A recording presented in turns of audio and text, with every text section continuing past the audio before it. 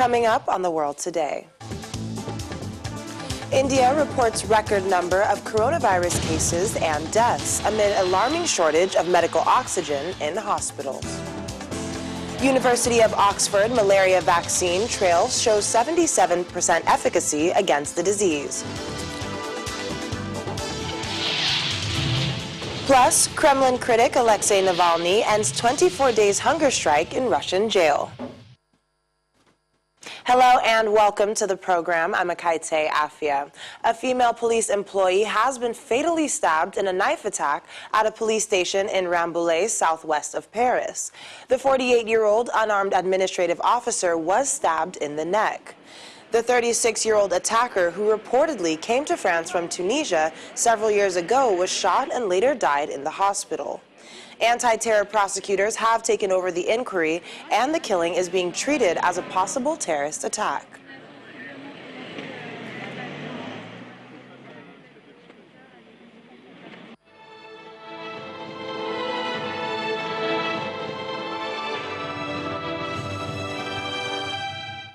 We began our coverage of the COVID-19 pandemic in India, where the healthcare system is under immense pressure as a record surge in COVID-19 cases puts pressure on hospital beds and drains oxygen supplies. Families are left pleading for their relatives who are desperately ill, with some patients left untreated for hours. A police escort helps offload an oxygen tank at a hospital in New Delhi. It's an important task as medical oxygen is now precious in the country. India's seen a dire shortage of it as it reports the worst daily rises of new coronavirus cases seen anywhere.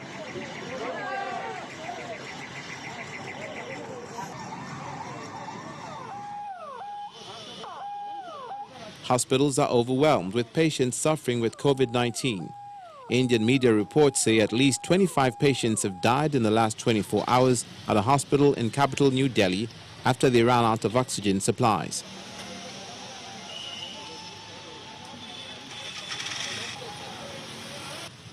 India has reported the world's record daily caseload for a second straight day, with over 330,000 new cases. India's total caseload has now passed 16 million. Deaths in the past 24 hours also jumped by a record 2,263 to reach a total of 186,920. Drone footage shows images of fires from mass cremations and bodies being carried on wooden planks. As the virus surges, Indian healthcare providers are appealing for emergency supplies of oxygen. Similar desperate calls from hospitals and ordinary people have been posted on social media for days this week across the country. Prime Minister Narendra Modi, whose government has been criticized for relaxing restrictions too quickly, says the government is making a continuous effort to increase oxygen supplies, including steps to divert industrial oxygen. Prime Minister Modi urges states to work together to meet the needs for medicine and oxygen and to stop hoarding and black marketeering. Meanwhile, the death toll from a devastating fire at a hospital in western India has risen to 14, as authorities continue to evacuate coronavirus patients away from the facility's premises. According to an official from the Vijay Vallabh Hospital, a spark from an air conditioner triggered the fire, which was exacerbated by the heavy oxygen supply running in the facility's ICU. He adds that the bodies of the victims of the fire were being cremated at a nearby crematorium. The VOA's Anjana Parisha is in New Delhi, from where she joins us for more. Anjana, let's begin with this new wave. It's been a deadly second wave for India with record number of cases and shortages of oxygen and beds. How did the situation get this bad? Well, I think a general sense of complacency set in after cases dipped hugely in the last 6 months. And, COVID protocols were virtually abandoned. Indian cities were back to pre-pandemic times. Markets and restaurants were crowded and full-scale weddings, etc. were held. Super spreader events such as packed political rallies and a Hindu religious festival that saw millions congregate in a town in North India went ahead. Authorities believed that the virus was in retreat. Just 6 weeks ago, the country's health minister said we are at the end game of the pandemic. So they did not ramp up the health infrastructure when infections were low. As a result, when cases climbed exponentially due to what many believe is a far more infectious variant, the country was completely unprepared. Now, as your report said, everything from beds to oxygen to key drugs are running out, even in the country's best hospitals. So we really don't know what's happening in the rural hinterland. It could be far worse. Today, several top hospitals in Delhi were making desperate pleas to authorities, saying they have just hours of oxygen left. And Anjana, you did mention something about protocols being abandoned, and a lot of the blame has been directed towards the government for relaxing measures too quickly. And we also know there's been political rallies, as you mentioned, that have been held. So what is the government doing now to curb the spread of this new wave, and can we expect another national lockdown? Worst hit areas such as the capital New Delhi and the western state of Maharashtra, where the financial capital Mumbai is located, have reimposed restrictions. These places are now virtually shuttered. They're huge cities of about 20 million each. But a stringent national lockdown of the kind that we saw last year is not likely. In fact, Prime Minister Narendra Modi, in a recent nationwide address this week on Tuesday, said that lockdowns should only be used as a last resort. That is because, another nationwide shutdown would be too economically crippling. India had been pulled into its worst recession in decades by the last one and was just about coming out of it when the second wave hit. Well, India is also a major producer of vaccines, but officials say that the supply is scarce and only a tiny fraction of the population have been vaccinated. What's the reason behind this? Well, again, authorities failed to anticipate the huge numbers they would need for their own population, 1.4 billion, and were also optimistic that the pandemic was no longer a serious threat in India. The government gifted or exported about 65 million doses as part of its push for what is called vaccine diplomacy. But now people are running scared. Vaccination centers are crowded. There are calls to quickly vaccinate younger people who are getting infected. And so even India's huge production capacity cannot meet demand, and shortages have begun cropping up in some places. And Anjana, to the tragic fire at the Vijay Vallabh Hospital, what more do we know at this time? What are the authorities saying? Actually, we don't know much more than what you had said initially in your report. The fire engulfed an intensive care ward of what is a private hospital in Mumbai's suburbs. It killed about 14 COVID patients around 3 a.m. last night. There were 90 patients at the hospital at the time. The others were rescued. There is speculation, as you said, that it could be due to a blast in the air conditioning unit. It was, let me say, the second tragedy in Western India. On Wednesday, 24 COVID patients died after the oxygen supply to their ventilators ran out when a tanker refilling the oxygen supply leaked. So really not very good times for us here in India. Well, Anjana, we are hoping the situation there does improve. Thanks for joining us on the program, and do stay safe. Thank you. In the meantime, let's check on the situation elsewhere around the world. Here's our COVID-19 global update. Let's first take a look at Japan, where earlier today, Prime Minister Yoshihide Suga declared a state of emergency over COVID-19 in Tokyo, Osaka, Kyoto, and Hyogo. This will come into effect from Sunday, April the 25th to May the 11th. Japan has seen 550,000 cases and 9,761 deaths, which is significantly lower numbers seen in other large economies. Russian President Vladimir Putin is set to sign a decree that will make May the 4th to the 7th non-working days and extend a public holiday period at the beginning of the month due to the coronavirus outbreak. Deputy Prime Minister Tatiana Golikova also confirmed that Russia has administered both shots of a COVID-19 vaccine to 6.8 million people, while 11.1 million people have received the first shot.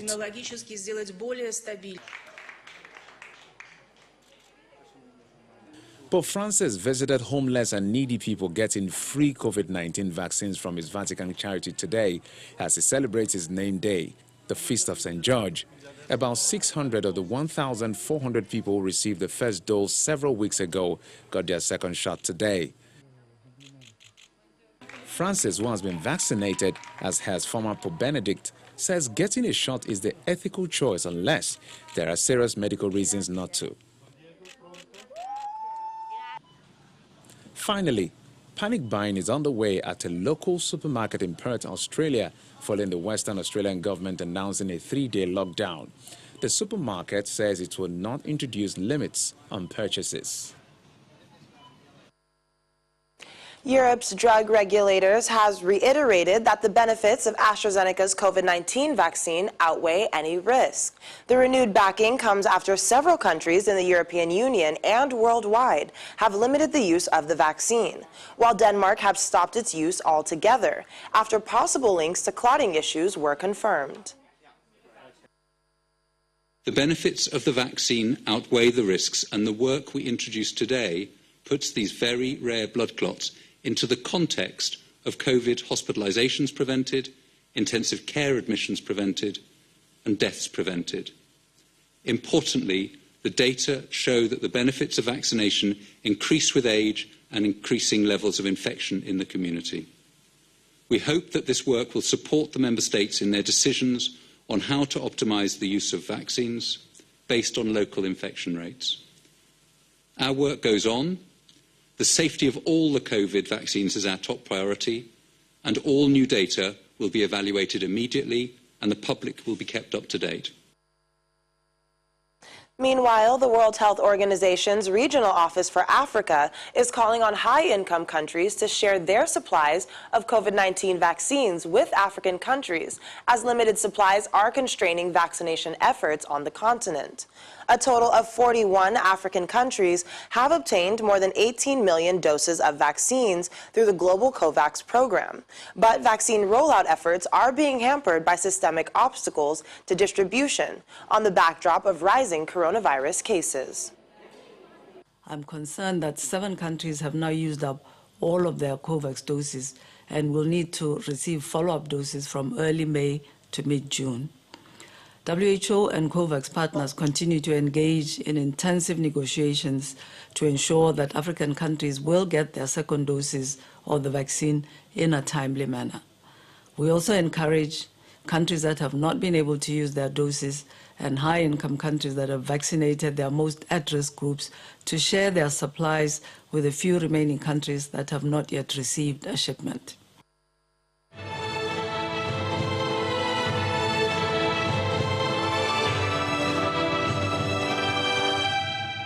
And some promising news now. A potential new malaria vaccine has proved highly effective in a trial in babies in Africa.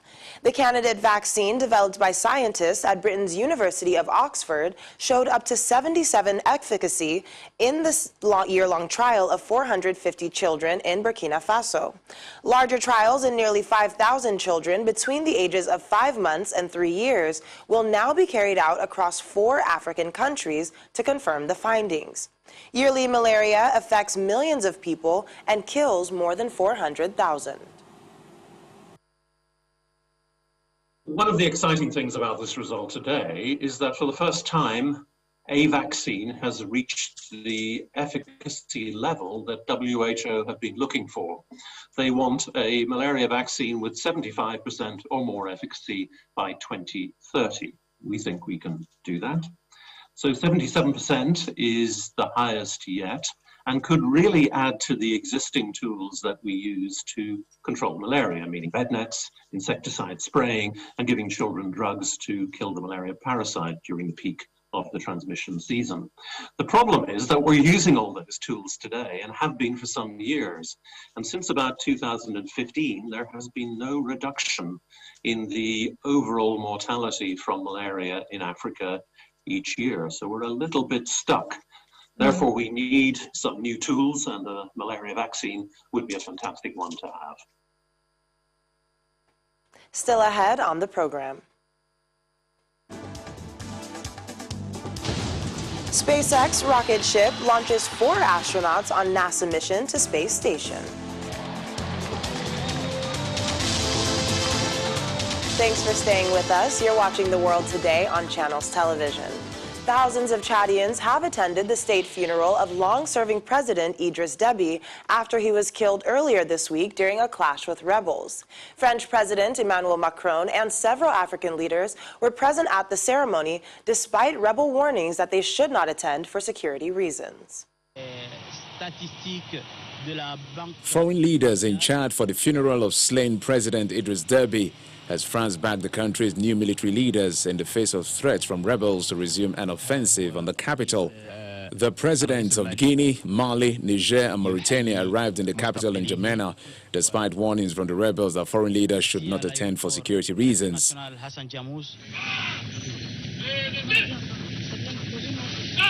French President Emmanuel Macron was also in attendance, paying his respect to President Idriss Déby on Friday at the main square in the capital. During his tribute, he says he would not let anybody threaten Chad. France will not let anybody put into question or threaten today or tomorrow Chad's stability and territorial integrity. France will also be there to keep alive its promises of a peaceful Chad, creating a place for all of its children and components. The transition will have this role to play: stability, inclusion, dialogue and democratic transition. We are and will stand with you. Thousands of people also gathered at the main square to pay their respects. Déby's son, Mohamed Idriss Déby, who took power after his father's death, and joined the world leaders in the front row as the coffin draped in the national flags of Chad arrived for the ceremony. Mohamed Idriss Déby has vowed to stay loyal to the memory of his father. General Déby also said he and his family would continue the legacy of dialogue, forgiveness, peace, unity that the late president was admired for. After the ceremony in N'Djamena, Déby was moved on to be buried in his native region. Russia's main opposition figure, Alexei Navalny, has announced he is ending his hunger strike after 24 days of refusing food in jail. Hours earlier, his private doctors had appealed to him to take food to preserve his life and health. Navalny began refusing food on March 31st to demand better medical care. In a statement posted on Instagram, he said he had twice been seen by civilian doctors and, quote, "Given the progress and circumstances, I am ending my hunger strike." More than 100 Palestinians and 20 Israeli police have been wounded in an overnight violent clashes that ensued after far-right Israelis marched in the occupied East Jerusalem, chanting death to Arabs. The violence erupted as police tried to keep Palestinians and ultra-nationalist Jewish protesters apart. It follows nights of confrontations in the Israeli-occupied sector amid rising nationalist and religious tensions. East Jerusalem has long been a flashpoint with an uneasy coexistence there between Jews and Arabs. Israel has occupied East Jerusalem since the 1967 Middle East War and considers the entire city its capital, though this is not recognized by the vast majority of the international community.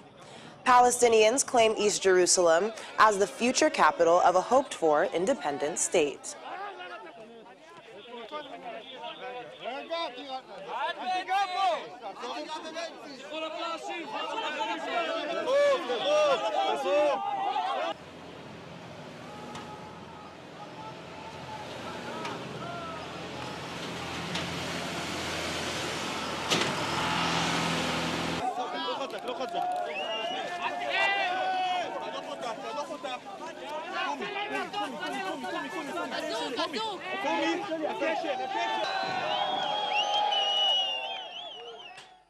Israeli Prime Minister Benjamin Netanyahu has pledged to reduce Israel's carbon footprint by 2050. He made the commitment on the second day of the virtual summit on climate change hosted by U.S. President Joe Biden. I thank President Biden and his team for hosting this important virtual summit. I've known President Biden for some 40 years. I know the strength of his commitment for stronger action on climate. This is a commitment we in Israel fully share. I pledge to reduce Israel's carbon footprint and to completing a successful transition from fossil fuels to renewable energy by 2050. And cooperation in the fields of water and renewable energy are also an integral part of our new cooperation with the UAE and Bahrain. So not only are we working to end dependency on fossil fuels and finding solutions to the climate crisis, but we're helping to cement Arab-Israeli peace. And that bodes well for the entire region, for the entire world. And just before we sign off on the program, 4 astronauts have lifted off from NASA's Kennedy Space Center in Florida to the International Space Station. NASA and Elon Musk's commercial rocket company SpaceX launched the new 4-astronaut team, the first crew ever propelled into orbit by a rocket booster recycled from a previous space flight. Americans Shane Kimbrough and Megan MacArthur, Frenchman Thomas Pesquet, and Akiko Hoshide from Japan went into orbit in a SpaceX Dragon capsule launched atop a Falcon 9 rocket. They should arrive at the space station on Saturday to begin a 6-month tour of duty. The better shot of Bob, Megan, and their son. All kids experience. And you can. That includes extra ships and air assets to patrol the 10 nautical mile keep out zone. This will capsule in through the hatchway, and some fist bumps there from the suit techs. The final okay from the crew inside the capsule to confirm that they are indeed ready to go to space today. As you can see, the side hatch has just been closed. 10, 9, 8, 7, 6, 5, 4, 3, 2, 1, 0. Mission and liftoff. Godspeed, Endeavour and Crew 2. copy 1 Alpha. Endeavour launches once again. 4 astronauts from 3 countries on Crew 2, now making their way to the one and only international. All right, the engine chill for the second stage single Merlin engine has started. Copy 2 Alpha. Confirmed. Acquisition signal